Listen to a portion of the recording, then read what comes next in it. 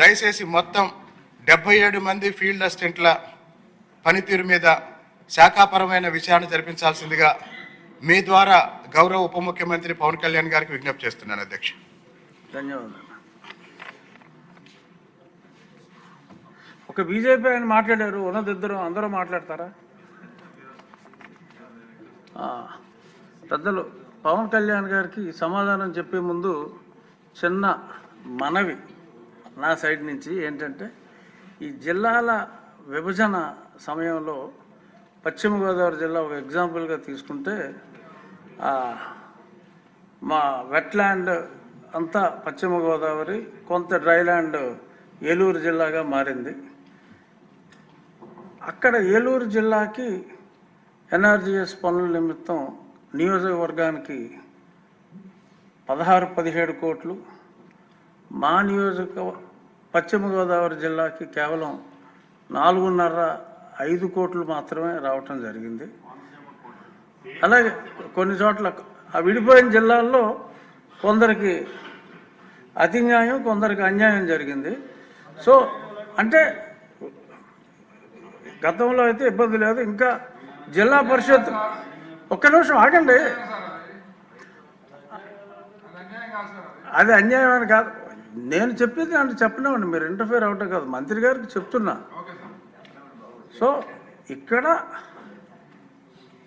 జిల్లా పరిషత్ ఒకటే ఉంది, ఇంకా జిల్లా పరిషత్ ఒకటే ఉంది కాబట్టి అది ప్రెసిడెంట్ అసెంట్ ఇంకా రాలేదు కనుక ఆ అసెంట్ వచ్చే వరకు ఏదైనా కనీస న్యాయం, ఎందుకంటే అక్కడ ప్రజలే ఇక్కడ ప్రజలే, కనీస న్యాయం మరి అతివృష్టి అనావృష్టి కాకుండా, అంటే జిల్లా ఒకటిగానే ఉంది కాబట్టి ఇప్పుడు డ్రై జిల్లా వాళ్ళు ఇప్పుడు ఇదిగో ఇలా మాట్లాడే వాళ్ళు మాట్లాడుతున్నారు, అది ఒక అభ్యర్థన.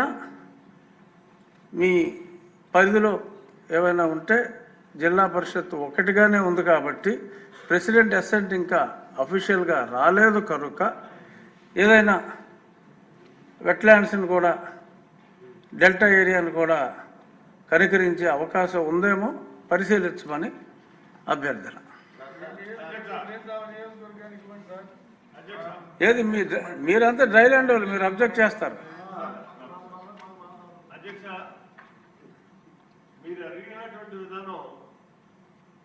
రాష్ట్రం యూనిట్గా చేస్తే బాగుంటుంది, అంతేగాని జిల్లాకి ఇప్పుడు మెట్ట ప్రాంతాల్లో ఎక్కువ మ్యాండేట్స్ వస్తాయి కాబట్టి ఆ మ్యాండేట్స్ని బట్టి మాకు ఎక్కువ గ్రాంట్ వచ్చేటటువంటి పరిస్థితులు ఉంటాయి. ఇక్కడ పల్ల ప్రాంతాల్లో మ్యాండేట్స్ తక్కువ ఉంటాయి కాబట్టి అక్కడ వర్క్ కాంపౌండ్ తగ్గుతుంది, పనులు ఎక్కువ ఉంటాయి. ఇది అలా కాకుండా మొత్తం టోటల్గా రాష్ట్రాన్ని ఒక యూనిట్ చేయమనండి, యూనిట్ చేసి అన్నిటికీ సమానంగా ఇవ్వమనండి, అది బాగుంటుందేమో ఒకసారి ఆలోచించండి.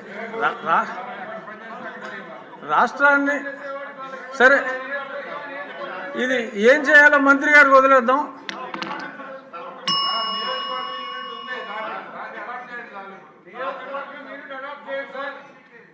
ఇదేదో తేనెతోటి కదిపినట్టుగా ఉంది కానీ వద్దు.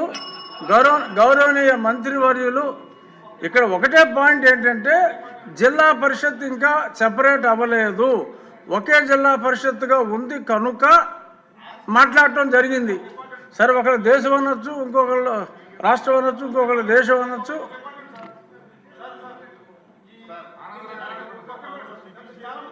ఆనందరావు మీ సమస్య నా సమస్య ఒకటే, కూర్చోండి. వద్దు,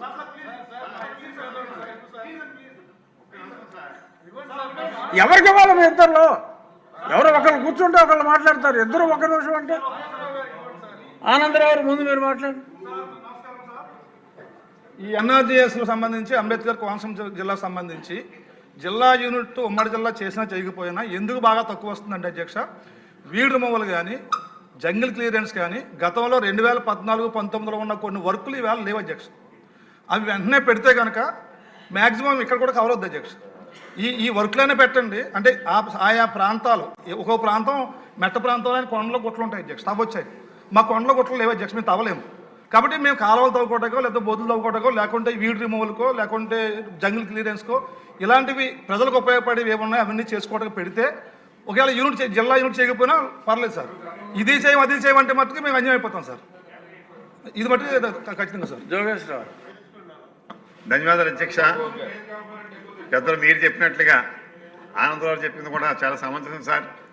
ముఖ్యంగా దీని మీద ఈ అన్యాయం మళ్ళీ దెబ్బపెడుతున్నారు కాబట్టి దీన్ని అందరికీ సమన్యాయం చేయమని చెప్పి కోరుతూ ఈ లోపల సెంట్రల్ గవర్నమెంట్ నుంచి నాబార్డు నుంచి ప్రతి నియోజకవర్గం 5 crores పెట్టమన్నారని చెప్పి చెప్తున్నారు అధ్యక్ష. కానీ ఏదైతే లింక్ రోడ్లు అని పెడుతున్నారో ఆ లింక్ రోడ్ కూడా ఎన్ఆర్జీస్లో చేసుకోవచ్చండి. కొన్ని జిల్లాలో అయితే 35 కోట్లు నుంచి 40 కోట్లు వస్తున్నాయండి. మా ఉమ్మడి జిల్లాలో మన కాకినాడ అయితే కనీసం 20 కోట్లు, రాజమండ్రి అయితే కనీసం 18 కోట్లు, నాకైతే 5.5 కోట్లు, ఆనందరావు 4.5 కోట్లు.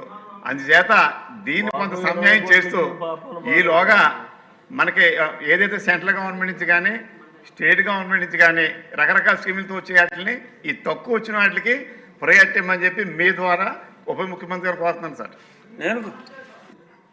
నేను కోరింది అదే. ఏదైనా నిర్ణయం గౌరవ ఉప ముఖ్యమంత్రి గారికి వదిలేద్దాం, మనం దెబ్బలాడుకోవద్దు. మంత్రి గారు పవన్ కళ్యాణ్ గారు. Thank you sir. గౌరవ ఆదోని శాసనసభ్యులు చెప్పింది కీలకంగా ఒక మాట అన్నారు.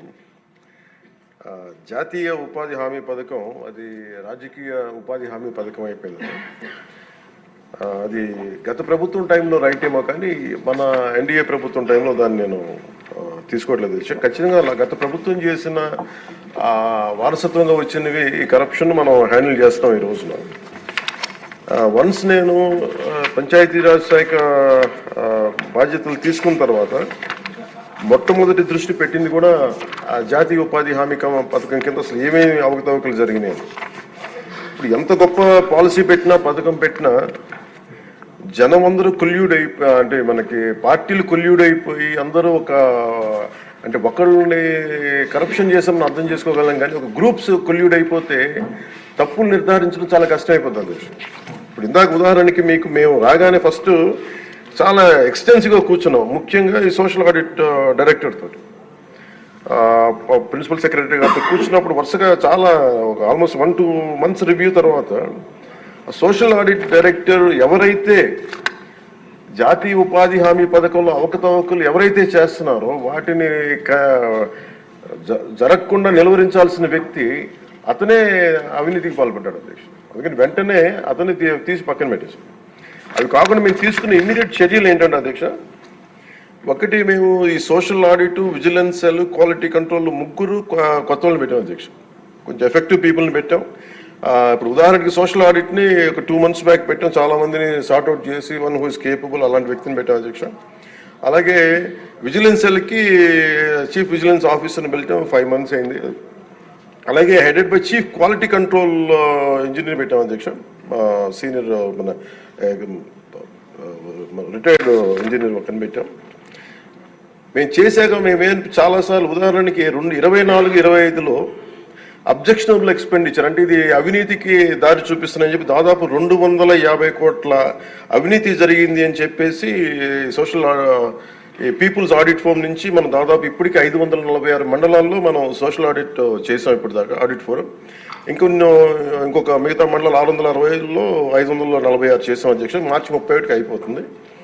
దాంట్లో 24-25కి 250 కోట్ల అవినీతిని ఉంది అనేది చేశారు ఇదంతా. కానీ ఇది ప్రాజెక్ట్ డైరెక్టర్ పీడీ చూసిన తర్వాత 71 కోట్ల మటుకే out of 250 crores only 71 crores recover చేయాలి అనేది ఆయన ఆర్డర్ చేశారు. దేనికంటే గౌరవ సభ్యులందరూ చెప్తున్న దాంట్లో మనకు అవినీతి జరిగిందని తెలుసు. అక్కడ అందరూ మస్తర్లో ఫాల్స్గా చేశారు, పనులు చేయకుండా రిజిస్టర్ చేసుకున్నారు, లేదంటే జేసీబీలు పెట్టి చేశారు, ఇవన్నీ ఉంటాయి. కానీ ఎక్కడ కూడా ప్రూఫ్కి దొరకవండి. సో దానివల్ల just lack of evidence only out of 250 crores only we could recover, అంటే రికవరీకి ఆదేశం చేసింది 71 కోట్లు. As on now 75.84 lakhs have been recovered అధ్యక్ష. అంటే 250 కోట్ల అవినీతి జరిగిందని గుర్తింపబడింది, కానీ సరైన సాక్ష్యాధారాలు లేకపోవటం వల్ల ఓన్లీ 71 కోట్లకే రికవరీ చేయాలన్నది ప్రాజెక్ట్ డైరెక్టర్ వాళ్ళ బాధ్యత అది.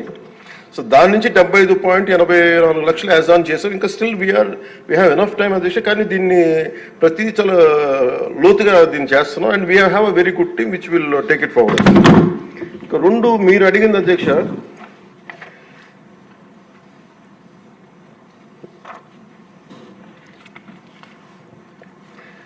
ఇందాక మన పార్థసారథి గారు అడిగింది మినిమం వేజ్ పెంచాలి ఇదనంటే, wage rate revision central government కింద ఇప్పుడు 25-26కి ఎంత పెంచాలి అనేది as on for minimum wage 300 రూపాయలు అధ్యక్ష, 24-25. మనం అందరూ గుర్తుపెట్టుకోవాల్సింది, గౌరవ సభ్యులు కూడా, ఇది సెంట్రల్ గవర్నమెంట్ ఇచ్చేది కానీ ఇది మనం రాష్ట్ర ప్రభుత్వం నుంచి వచ్చేది కాదు. అందువల్ల వేజ్ కాంపౌండ్ మనం డిసైడ్ చేయం అధ్యక్ష ఇది. సో యాజ్ ఆన్ టుడే ఇది 24-25కి 300 రూపాయలు. దీన్ని ఆ రివిజన్కి 25-26కి కేంద్ర ప్రభుత్వం దాని మీద సంసిద్ధంగా ఉన్నారు చేయడానికి. అలాగే వేజ్ పేమెంట్ ఇంకా పెండింగ్స్లో ఉన్నాయని చెప్పారు. అది జనవరి 8 నుంచి government of India has 8th inform చేశారు మాకు దట్ ఇట్ విల్ బి తొందరలోనే క్లియర్ చేస్తాను, ఎందుకంటే అది సెంట్రల్ నిధుల నుంచి రావాలి కాబట్టి మేము రాష్ట్ర ప్రభుత్వం తరపు నుంచి మేము వెయిట్ చేస్తాం అధ్యక్ష.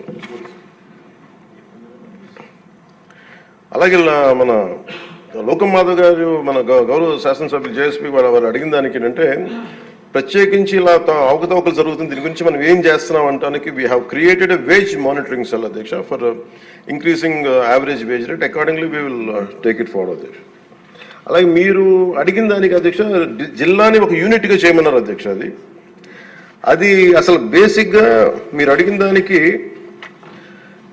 ఎంతమంది అంటే అక్కడ ఉన్న ఎంతమంది లేబర్ ఉన్నారనే దాని మీద ఉంటుంది అధ్యక్ష. అంటే ఎక్కడ ఎక్కువ పని దినాలు అవసరం, ఎక్కడ లేబర్కి ఎక్కువ పని, దాని మీద బేస్ అయింది తప్ప వేరేలా కాదు అధ్యక్ష. సో మాకు ఉన్నదానికి ఏంటంటే గవర్నమెంట్ ఆఫ్ ఇండియా మన ఏ paper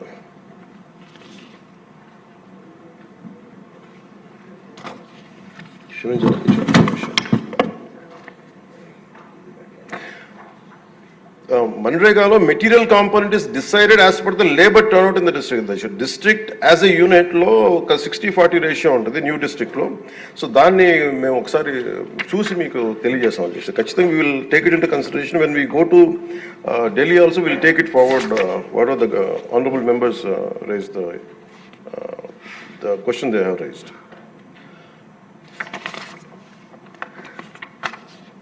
so government of India అధ్యక్ష ఇట్ పర్మిట్స్ ఓన్లీ, ఇప్పుడు మన అమలాపురం శాసనసభ్యులు గౌరవ సభ్యులు అడిగింది జంగిల్ క్లియరెన్స్ కూడా అడిగారు. But government of India very clearly said only 266 works should be taken under NREGA అధ్యక్ష. దాంట్లో జంగిల్ క్లియరెన్స్ అనేది లేదు అధ్యక్ష. సో దానివల్ల అది మన పరిధిలో లేనిది. ఇక అవసరమైతే ఇందాక మేము గౌరవ ముఖ్యమంత్రి గారితో మాట్లాడి ఇది చాలాసార్లు గౌరవ మంత్రి అచ్చెన్నాయుడు గారు చాలాసార్లు క్యాబినెట్లో ఇదే విషయం ఆయన కూడా ప్రస్తావించారు. ఇది ఫైనల్గా ఒకసారి దీన్ని మనకి నరేగాలో రాలేనప్పుడు, జాతీయ ఉపాధి హామీ పథకంలో రాలేనప్పుడు దీనిని మనం రాష్ట్ర ప్రభుత్వంగా మనం దాన్ని ఎలా చేయాలి. Jungle clearance is a big issue, this all understood sir. అది కొంచెం ఇబ్బందికరమైన ఇష్యూయే. అది గౌరవ మంత్రి అచ్చెన్నాయుడు గారు చాలా పర్యాయాలు అది తెలియజేశారు ముఖ్యమంత్రి గారికి కూడా. ఇది ఒకసారి క్యాబినెట్లో కూర్చొని అది